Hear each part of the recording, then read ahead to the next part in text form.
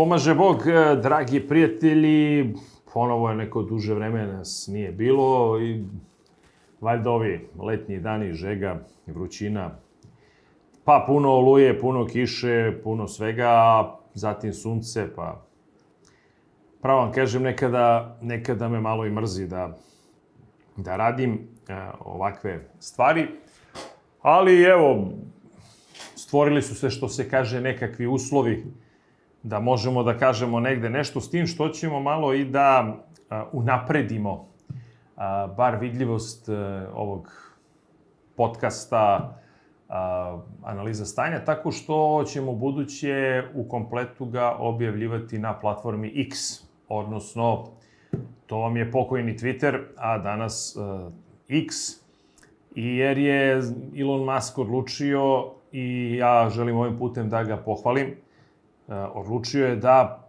uđe u tešku bitku sa mnogim drugim platformama i da ih pobedi. I ja tvrdim da ako ovako nastavi za 2 do 3 godine, potpuno će pobediti YouTube. Zato što vi danas možete, još kad uvede monetizaciju, to će tek doživjeti ekspanziju, i samim tim, odmah da naglasim da je on i pozvao brojne novinare, freelancere, da naprave blog, da snimaju svoje podcaste i da to sve plasiraju preko platforme X. Moram da kažem da je sa Tuckerom Carlsonom napravio neverovatan podvig. Evo, ja sam pregledao 12 časova od kako je Tucker Carlson postavio intervju sa Donaldom Trumpom. Do sada je to gledalo, evo u ovom momentu, oko 180 miliona ljudi. Znači, Carlsonov podcast na platformi X je jači, snažniji nego što CNN, NBC, Fox News i svi zajedno da na društvenim mrežama što ono šire, svi zajedno tokom dana nemaju toliki broj pregleda.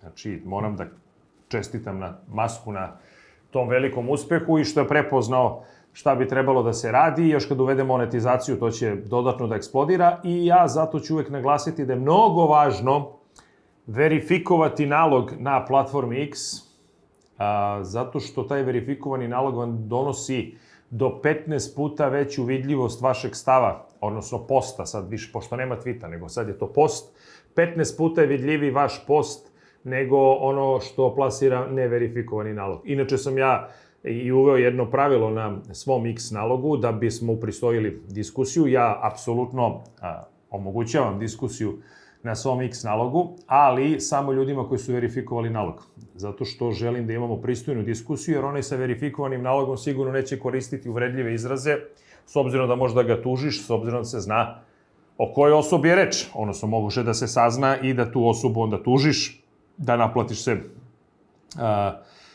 odnosno da za sve te njegove uvrede on odgovara i da prosto dobiješ naknadu nematerijalne štete, to se tako zove.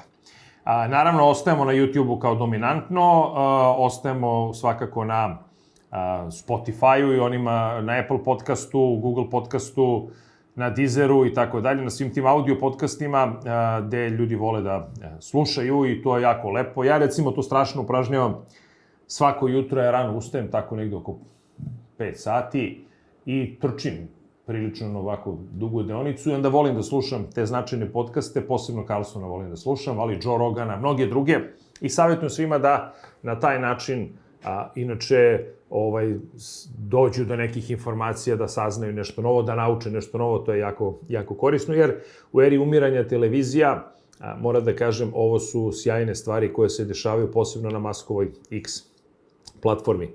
A ja inače želim da pričam pre svega o jednom fenomenu udvorničkom koji postoji kod nas i koji je od vajkada. Mi smo uvek bili skloni tome, imali smo jedan deo naroda, jedan deo našeg građanstva koji uvek bio sklon da priđe okupatoru, da priđe onome ko je jači i ko nas maltretira i da mu verno da bome služi. I ja nekada volim tako malo i da provociram sa izjavama i da se nekada i zavitlavam, gde zapravo uvek ima i ozbiljnosti, jer u redu, da sam na nekoj značajnoj funkciji u životu, ne bi takve stvari svakako činio, ali pošto nisam, niti mi pada na pamet da budem, ja mogu slobodno da pričam šta mi padne na pamet i što zaista iskreno mislim. Jer znate, često funkcioneri, odnosno oni ljudi koji su na ozbiljnim pozicijama, rukovodećim pozicijama u državi, oni baš i ne mogu uvek da bome govore ono što misle, nego nekada moraju da progutaju knedlu, da ne uvedu državu neku svinjariju. Ja ne moram, mene baš pravo kaže briga i ja kažem šta mislim. Ja zaista iskreno mislim i vidim da sam zbog tog svog mišljenja dobio silne kritike, packe, oni koje to jako pogodilo. To su dve teme, zapravo povezane su na neki način. Najprije, ja sam veoma veliki pristalica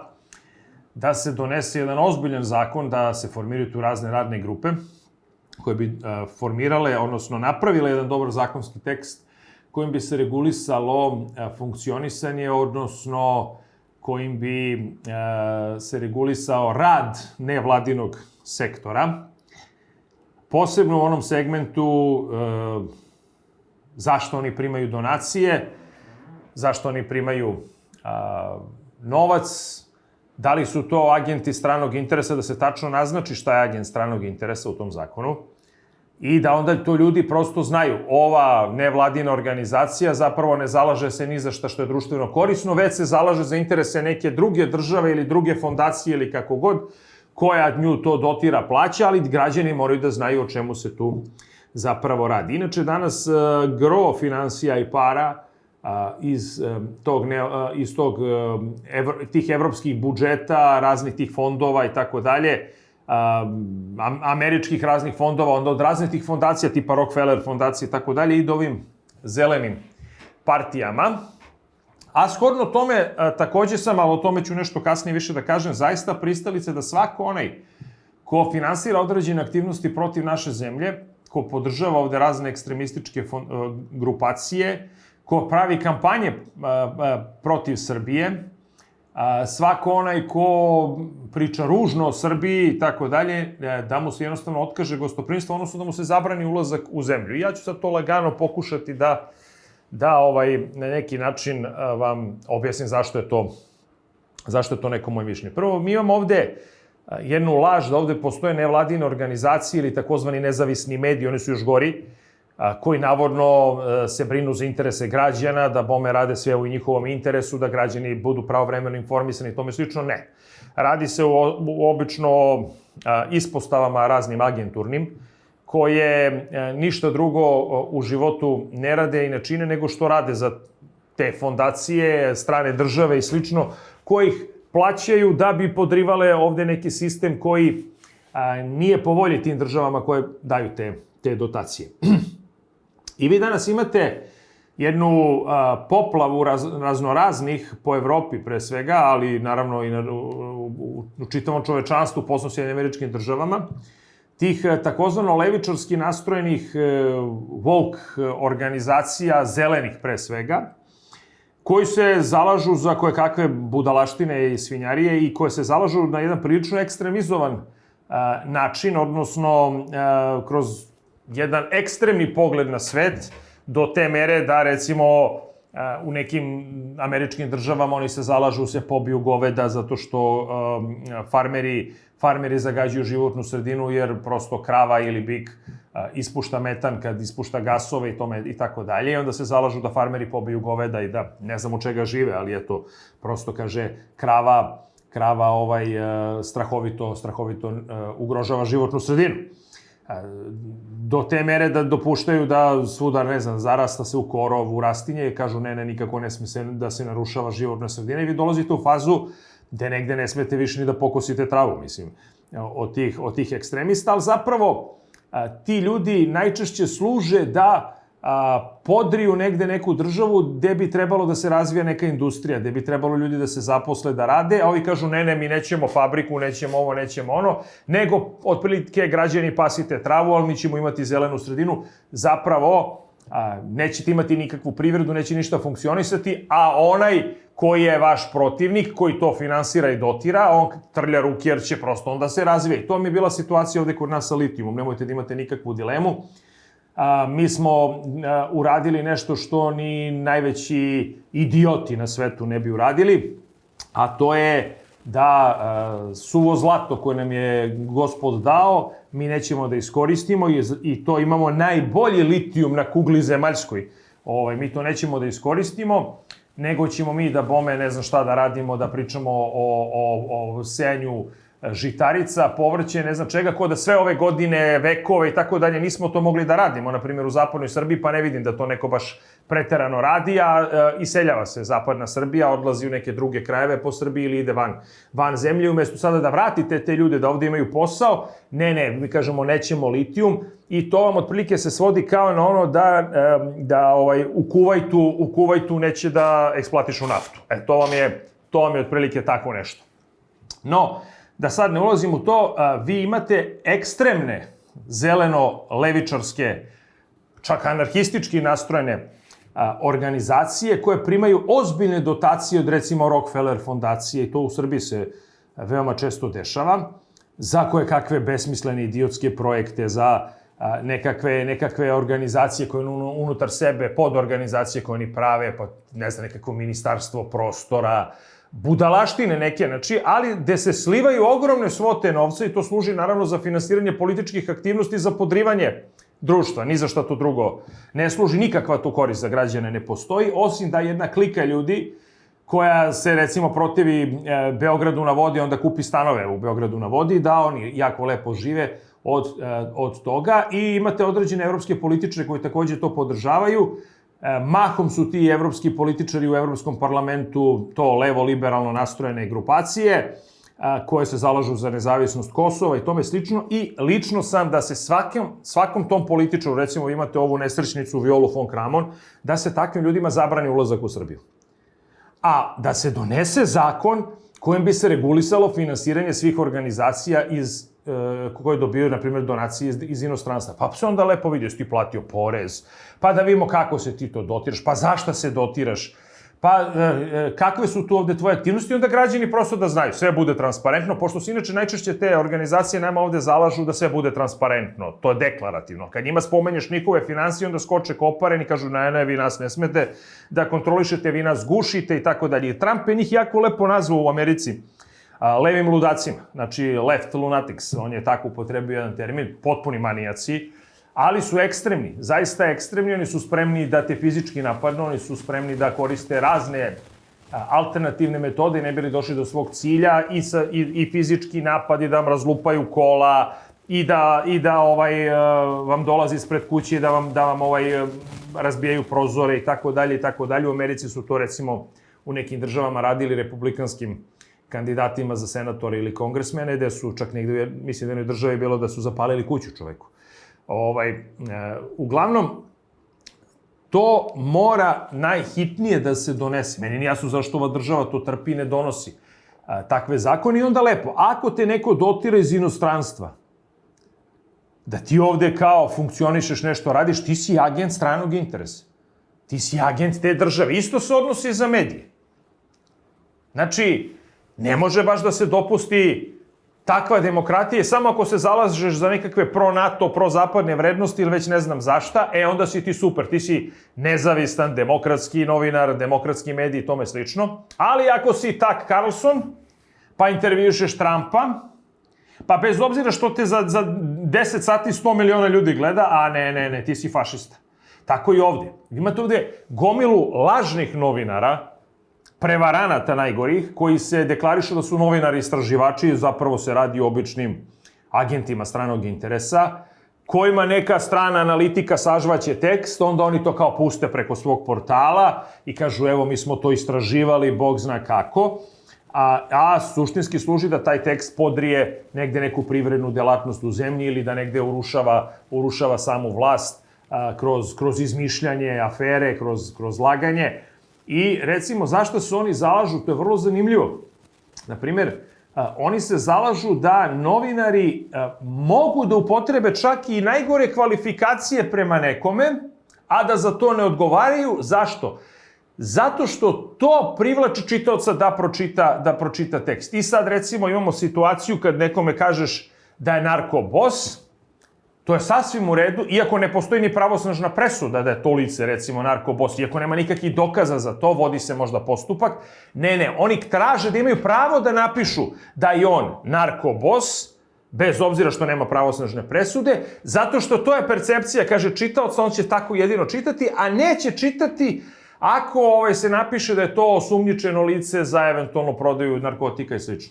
Znači, oni otvoreno traže da mediji imaju pravo da krše prezumpciju nevinosti, zato što je to, je tako, percepcija čitalaca. I oni strahovit pritisak vrše da ne smiju da budu kažnjeni, da ako budu kažnjeni, onda će taj sudija da prođe kroz toplog zeca, kroz njihove medije, onda će da ga čereče. I to se dešava, nažalost, u praksi.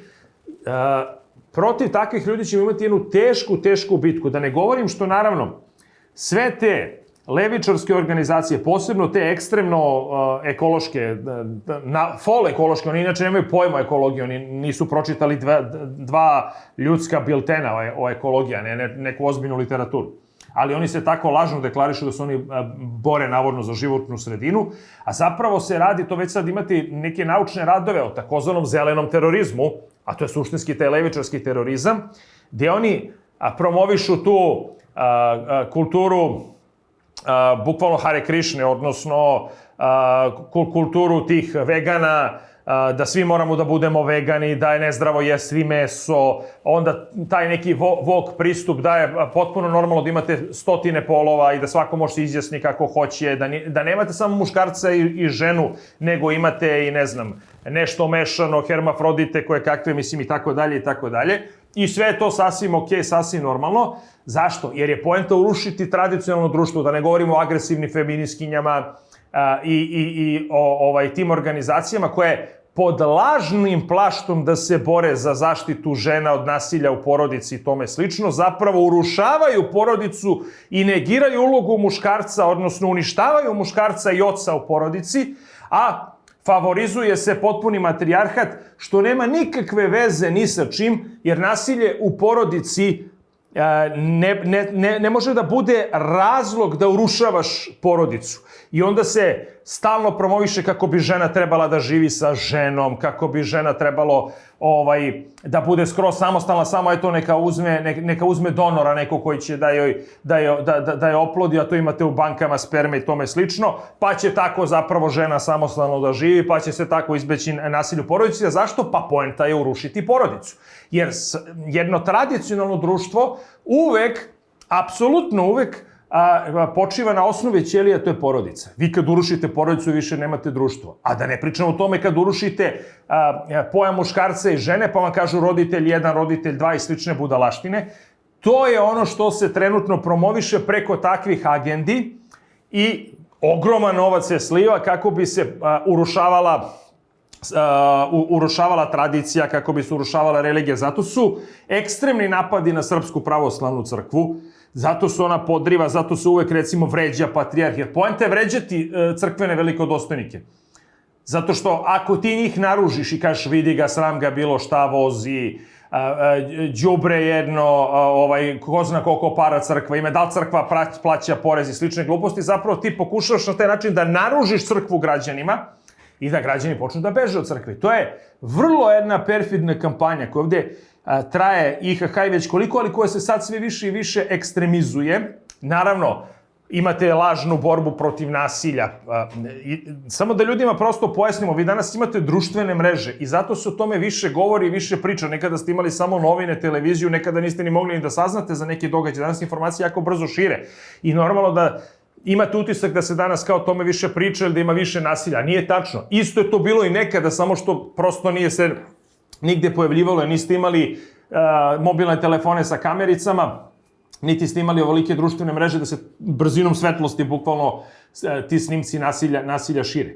Ali ništa danas nema više nasilja nego što je bilo ranije, ali je poenta pričati o tome u Srbiji, da je Srbija, na primer, zemlja potpunog nasilja, da ovde vladaju patrijarhalni zakoni društva i tome slično, jer je poenta urušavati sistem u Srbiji. Evo, imali ste nedavno strahovito jezivo ubistvo u Bosni i Hercegovini, pa nikom nije palo na pamet da izlazi na ulicu i da ruši državu, ruši vlast ili nemam pojma, zato što onaj idiot u Gradačcu ubio ženu, ubio, kako se zove, sina i oca, pucao na policajca, budaletina, mislim. Ali ne možete sad zbog budaletine, zbog kretena, zbog jednog imbecila, da urušavate čitavu državu. A ovde je neko pokušao da nam kaže sistem je zakazao zato što je neki dečko sa 13 godina, potpuni ludak, došao i pobio svoje drugare u školi, prvo kome je moglo padne na pamet da će neko tako nešto da uradi. Onda po toj logici u Americi sve vlasti bi trebale da padaju, jer tamo svako malo imate ubistva masovna po školama, ali niko ne ustaje da ruši Bajdena zato što je tamo neki ludak u nekom univerzitetu došao i pobio studente. Mislim, o tome se radi. To samo se ovde tako nešto plasira, jer potrebno je urušavati Srbiju i srpsko društvo. I zato mi ovde moramo da prosto budemo spremni na tu vrstu borbe i otpora prema jednom užasnom, katastrofalnom ekstremizmu koji vlada kod pojedinih ljudi koji su jako dotirani iz inostranstva i koji imaju medije koje to sve više i više podržavaju. Nažalost, mislim da smo mi pogrešili, ova vlast je strašno pogrešila i ja tu često kritikujem samog Aleksandra Vučića što je dopustila baš toliku slobodu svemu tome. Vi danas imate medije koji nikakve veze nemaju sa ovom zemljom, koji su registrovani u nekim drugim zemljama, ali koji ovde kreiraju političku sliku i pokušavaju da kreiraju političku sliku ove zemlje kroz krajnje jedno užasno antinacionalno izveštavanje, kroz obmanjivanje javnosti, kroz najgore laganje, ali su oni od strane tih neoliberalnih medija po svetu uzeti i prepoznati kao navodno istiniti mediji, što me baš čudi. A inače je to najgori fake news što oni rade. Oni su kao takvi prepoznati. Uvijek kad sad odete na Google, prvo iskaču njihove vesti, znači N1, OVS i slično. Tako da, nama predstoji borba na ovakav način. Ja zato apelujem na ovo što je Musk radi. Musk je pod velikim pritiskom u Americi zato što je dopustio slobodu govora i dopustio je slobodu ljudima koji su deo one tradicionalne Amerike koji ne žele da prihvate ovo što ovi levičarsko-američki liberali rade i gde bukvalno siluju javnosti. Zato Trump ima na svom intervju 180 miliona pregleda za 12 sati, mislim, kroz Carlsonov intervju. Zato što su ljudi željni nečeg drugog da čuju.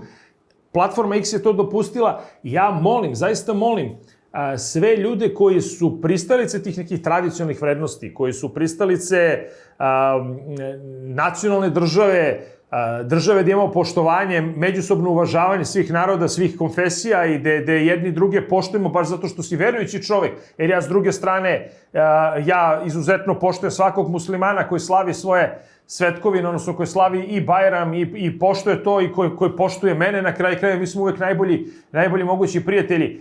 A ne da ti dođeš i da pod plaštom demokratija, lažnom plaštom demokratiju urušavaš meni i moju krsnu slavu i Božić i da me kažeš da sam retrogradan i tako dalje. A zašto? Pa zato što sam tradicionalno orijentisan. Ti mene smatraš za ostalima. Ne, vi ste za ostali. Zato što urušavate jedno zdravo društvo i propagirate nam da zapravo mi nismo ni bića, nismo ništa, nego nismo ni muškarac, ni žena, jednostavno smo bezlični, bespolni, bez ičega, bez mozga. Ja to naravno neću nikada prihvatiti i uću se boriti protiv toga i drago mi je da je predsjednik države rekao da nikada neće prihvatiti niti potpisati istopolne brakove, ali jednako je tako važno se borimo da oni koji bi to potpisali, prihvatili, koji danas tvrde, a ima ih u Srbiji i čak su u Skupštini neki od njih, koji tvrde da trenutno imate na svetu 49 polova, važno je takvi nikada ne dođu na vlast. I to jesu bitne teme. Veoma važne teme. Ti ljudi hoće to da nam ubacu obrazovanje. Ti ljudi to hoće da nam ubacu, da nam deca uče da je sasvim normalno da ti se u 12. ili 13. godini izjašnjavaš da li si dečak ili devojčica.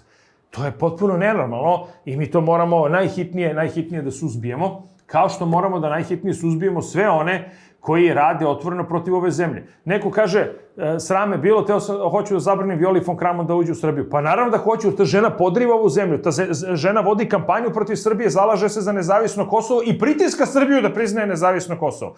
A dolazi ovde, ide na proteste i slika se sa tim ljudima koji organizuju proteste. Ti se mešaš u naše unutrašnje stvari. Ja to ne radim ni po Nemačkoj, ni po Francuskoj, niti po Austriji, niti bilo kojoj drugoj evropskoj državi. Pa nemoj ni ti da radiš to ovde u Srbiji. Ako već to radiš, onda moram ti zabranim ulazak.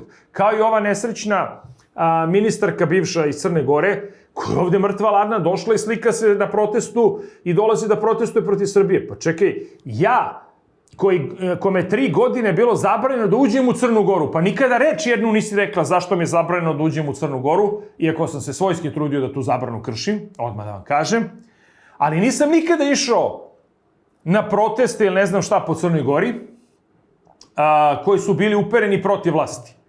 Išao sam jednom u Podgorici kada je bio veliki protest protiv priznanja nezavisnosti Kosova.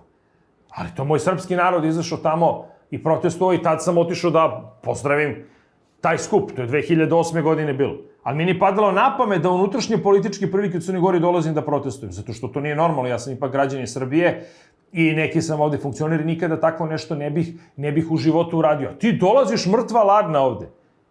Podržavaš opozicione aktiviste, slikaš se s njima na protestu, podrivaš ovu zemlju, pričaš nam o demokratiji, ne znam čemu, i da kao zašto mi je zabranjen ulazak u Srbiju? Pa treba ti bude zabranjen ulazak u Srbiju. Pa da li si bre normalan?